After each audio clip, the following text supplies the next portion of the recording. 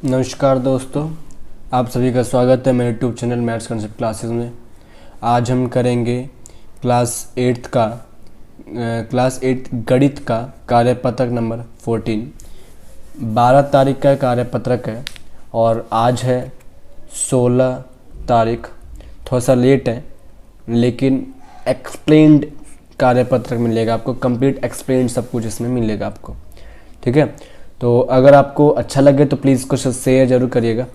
आज हम जो पढ़ेंगे वो है वर्ग और वर्गमूल। वर्ग और वर्गमूल बहुत इंपॉर्टेंट चैप्टर है आपका। ये चैप्टर नंबर 6 है बुक का। ठीक है, बहुत इंपॉर्टेंट चैप्टर है, आज के लिए नहीं आगे के लिए भी। अगर आप आगे मैथ्स पढ़ें तो हर जगह पे काम आएगा। 10th हो, 12th हो या 12th में आप मैथ नहीं लेते हैं फिर भी कहीं ना कहीं से ये आ ही जाएगा आपकी ज़िंदगी के अंदर। ज़िंदगी में बहुत काम है इस चीज़ के। ठीक है, देखिए कैसे है कि दी गई आकृति एक खिलौने की है जिसमें 5 ब्लॉक हैं। इन ब्लॉकों का एक एक के ऊपर रखा गया है। प्रत्येक ब्लॉक बराबर हिस्सों में बटा हुआ है। मुझे इन ब्लॉकों में एक पैटर्न दिखाई दिया है जिसे मैंने लिख लिया है। आगे का पैटर्न आप पूरा कीजिए। देख क्या है, ऊपर सिर्फ एक डब्बा है। ठीक है, नीचे 2 डब्बे लंबे हैं, 2 डब्बे सोए हुए हैं। फिर 3 डब्बे खड़े, 3 डब्बे सोए। फिर 4 डब्बे खड़े, फिर 4 डब्बे सोए। फिर 5 डब्बे खड़े, फिर 5 डब्बे सोए। तो अगला पैटर्न क्या आएगा, 6 डब्बे खड़े होंगे तो 6 डब्बे सोए हुए भी होंगे। उसी तरह फिर 7 का आएगा, 8 का आएगा। तो देखिए पहला ब्लॉक ऊपर में कितना आ जाएगा, वो एक ही खड़ा एक ही सोया तो 1 × 1 = 1 आएगा। 2 खड़े 2 सोए हैं तो 2 × 2 4 डंडे, 4 इसमें देखिए पहला दूसरा तीसरा चौथा 4 डब्बे ब्लॉक आ जाएंगे इसके अंदर। 3 खड़े 3 सोए हैं तो 3 × 3 9 ब्लॉक देख लीजिए, 1 2 3 4 5 6 7 8 9। उसी तरह 4 खड़े तो 4 सोए तो 4 × 4 16 डब्बे यहाँ पर मिलेंगे आपको। और यहाँ पर आपको मिलेंगे 5 × 5 का कितना 25 डब्बे मिल जाएंगे। ठीक है, अगर इस सभी का इस जैसे छोटे वाले का एरिया मान लीजिए कि 1 का एरिया बनेगा तो सबका एरिया कितना निकल जाएगा, जरा देख लीजिए। इस ब्राउन वाले ग्रे वाले डब्बे का मेरे पास एक एरिया आ गया क्योंकि एक डब्बा था। दूसरे जो येलो कलर के डब्बे हैं ये 4 डब्बे टोटल हमने गिने, इसका पूरा का पूरा एरिया कितना आ गया 4 का निकल गया। जो हमारे पास आसमानी कलर का है, नीले कलर का हल्का, ये क्या बन रहा है 9 डब्बे हैं तो 9 सेंटीमीटर स्क्वायर का हमारे पास एरिया दे दिया ये। अगला ये वाला जो हरा कलर का है इसमें है अपने पास 16 डब्बे, 16 सेंटीमीटर स्क्वायर का एरिया दे दिया। और पिंक वाले में मुझे गुलाबी वाले में 25 सेंटीमीटर स्क्वायर का मुझे एरिया यहाँ से मिल जाता है। इतना ही बहुत सिंपल सी चीज़ है, स्क्वायर एंड स्क्वायर रूट। ठीक है, ये चैप्टर समझने की तो बहुत बड़ी चीज़ है, बहुत अच्छी चीज़ है, मज़ा आता है इस चैप्टर को पढ़ने में। आगे देखिए क्या है, वर्ग विस्तरीय रूप, घातांकित रूप, वर्ग का क्षेत्रफल। अब देखिए कैसे कैसे है ये। जैसे कि कोई वर्ग संख्या है 1 तो कहाँ से आ रखा है 1 × 1 से आया होगा। मैं कह सकता हूँ 1 × 1 कर दूँ तो 1 आ जाएगा मेरे पास। और 1 × 1 का आंसर कितना आएगा 1 का स्क्वायर। इसका मतलब 1 वर्ग इकाई है। 1 का अगर मैं वर्ग कर दूं तो आंसर मेरे पास 1 आ जाएगा।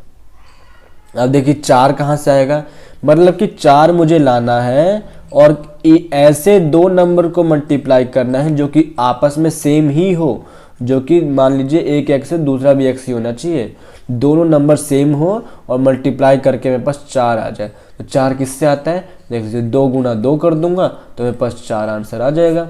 ठीक है, मतलब कि जो 4 जो है ये किसका आंसर है 2 का वर्ग है ये।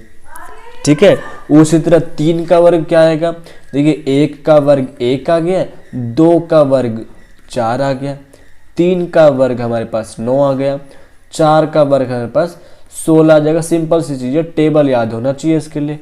25 आ गया। इसी तरह अगर मैं 6 का निकालना चाहूँ तो 6 × 6 36 हो गया। 7 का निकाल लिए जरा 49 हो गया। 8 का स्क्वायर 64, 9 का स्क्वायर 81 और 10 का स्क्वायर कितना हो गया 100।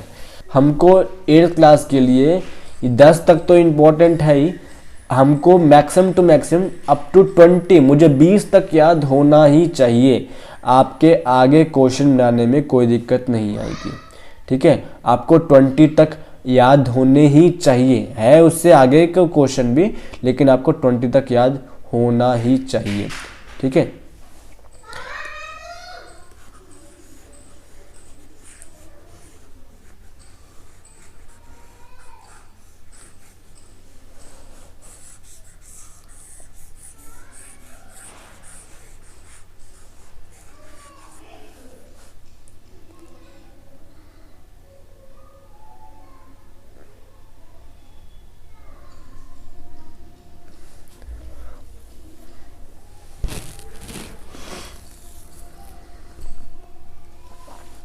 अब देखिए यहाँ पे क्या लिखा है कि उपरोक्त संख्या 1, 4, 9, 16, 25 विशेष प्रकार की संख्याएं हैं जो हमें वर्ग का क्षेत्रफल निकालने में प्राप्त हुई हैं, इसलिए हम इन्हें पूर्ण वर्ग संख्या कहते हैं। ये क्या बनेगा? पूर्ण वर्ग संख्या। क्या होता है कि इसको इंग्लिश में हम लोग परफेक्ट स्क्वायर कहते हैं, परफेक्ट स्क्वायर नंबर, ठीक है। या फिर हिंदी में बोला जाए तो इसको हम लोग परफेक्ट को पूर्ण, स्क्वायर को वर्ग और नंबर को संख्या, पूर्ण वर्ग संख्या हम लोग इसको कहते हैं। जो मैंने अभी टेबल बनाई थी, एक का वाई एक होता है, ये जो पूरा का पूरा टेबल जो था हमारे पास, यही वो पूर्ण वर्ग संख्या कहलाती है। इनमें जब नोटिस करेंगे, इनके जैसे कि मैंने 4 का स्क्वायर, 4 का वर्ग मैंने 16 लिखा, 5 का वर्ग मैंने 25 लिखा, ठीक है, 8 का वर्ग मैंने 64 लिखा। इसका जो ये जो 6 जैसे कि ये जो है इकाई संख्या जो है इनकी इकाई संख्या में हमें कहीं पर भी, इनके इकाई संख्या में कहीं पर भी मुझे 4 नंबर कभी नहीं मिलेंगे, 4 संख्या मुझे कभी नहीं मिलेंगी। वो 4 संख्या याद कर लीजिए कौन कौन सी है। सबसे पहली 2 नहीं मिलेगा मुझे, 3 नहीं मिलेगा, 7 नहीं मिलेगा और 8 नहीं मिलेगा। ये ऐसी 4 संख्याएं हैं जो कि आपको कभी भी इनके अंदर नहीं मिलेगा। मान लीजिए कि दे दिया जाए कि क्या बताइए कि क्या 128 क्या 128 पूर्ण वर्ग संख्या है? तो आप साफ इनकार कर सकते हैं कि नहीं है। क्यों नहीं है? क्योंकि इसकी इकाई संख्या क्या 8 है और 8 कभी भी नहीं आता। लेकिन आपसे ये पूछ लिया जाए कि 129 है क्या? है तो ये भी नहीं, लेकिन आप अभी पूरी तरह से 100% आप ये नहीं कह सकते कि किसी का है ये या नहीं भी है। लेकिन यहाँ पर तो आप 100% हैं, यहाँ पर आप 100% कह सकते हैं कि है ये किसी का नहीं है। लेकिन यहाँ पे क्योंकि इसके पीछे 9 आ रहा है और 9 आता है किसी नंबर के पीछे, इस वजह से ये हो सकता है कि शायद ये किसी का हो और शायद नहीं भी हो। तो हम लोग यहाँ पे 100% तो नहीं कह सकते कि ये है कि नहीं है, ठीक है। तो ये थोड़ा सा इसका अलग से इंट्रो है मेरी तरफ से। अब देखिए ज़रा इसका कुछ जो इसके जो क्वेश्चन दे रखे हैं उसको ज़रा समझिए ज़रा। देखिए, प्रयास कीजिए नीचे दी गई संख्याओं के बीच पूर्ण वर्ग संख्याएं ज्ञात कीजिए। 40 और 50 के बीच में ऐसी कौन सी संख्या है जो पूर्ण संख्या है? हमने अभी 10 तक पढ़ा, 10 तक में हमने देखा 40 और 50 के बीच 49 आएगा हमारे पास आंसर, जो कि 7 का वर्ग है। 60 और 70 के बीच में कौन आ रहा है? 60 और 70 के बीच हमारे पास 64 आ रहा है, जो कि 8 का वर्ग है। बस इतनी सी चीज़ थी। आगे देखते हैं क्या है। आगे है कि उपरोक्त पैटर्न से हमने समझा कि संख्या अपनी जैसी संख्याओं के गुणा करने से प्राप्त हो जाती है। जैसे 2 गुणा 2 हमने 4 लिखा, 2 गुणा दोनों संख्या एक जैसी है, अतः यह पूर्ण वर्ग संख्या है। लेकिन 2 गुणा 3 कर दिया मैंने, आंसर 6 आया। 2 और 3 संख्या समान नहीं है। यहाँ पे हमने देखा कि दोनों एक ही संख्या को हमने मल्टीप्लाई किया था, गुणा किया था, लेकिन यहाँ पर 2 और 3 को मल्टीप्लाई किया तो एक जैसे नहीं है, तो आंसर अलग आएगा। तो ये जो जैसे मैंने 2 इंटू 2 को मैंने किया तो ये 4 आया, ये पूर्ण वर्ग संख्या बनाएगा। लेकिन 2 इंटू 3 क्या बनाएगा? 6 बनाएगा। और ये दोनों नंबर हम लोग चेक करेंगे तो दोनों अलग अलग हैं, तो ये वाला जो नंबर कहलाएगा पूर्ण वर्ग संख्या नहीं होगा।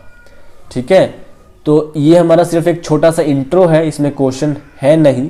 ठीक है, आपको अगर सेशन अच्छा लगे तो प्लीज़ इसको लाइक कर दीजिएगा, सब्सक्राइब कर दीजिएगा अगर आपने अभी तक नहीं किया है, और इसको प्लीज़ शेयर ज़रूर करिएगा ताकि किसी का फ़ायदा हो सके। अगर आपको इसमें कुछ भी समझ में नहीं आए या फिर कुछ एक्स्ट्रा समझने की कोशिश करने चाहते हैं तो प्लीज़ हमें कमेंट करके ज़रूर बताइएगा, मैं आपकी ज़रूर मदद करना चाहूँगा। और प्लीज़ आप मुझे अगर कमेंट करके भेजेंगे तो ठीक है। तो आज के लिए इतना ही। Stay safe, stay healthy, thank you.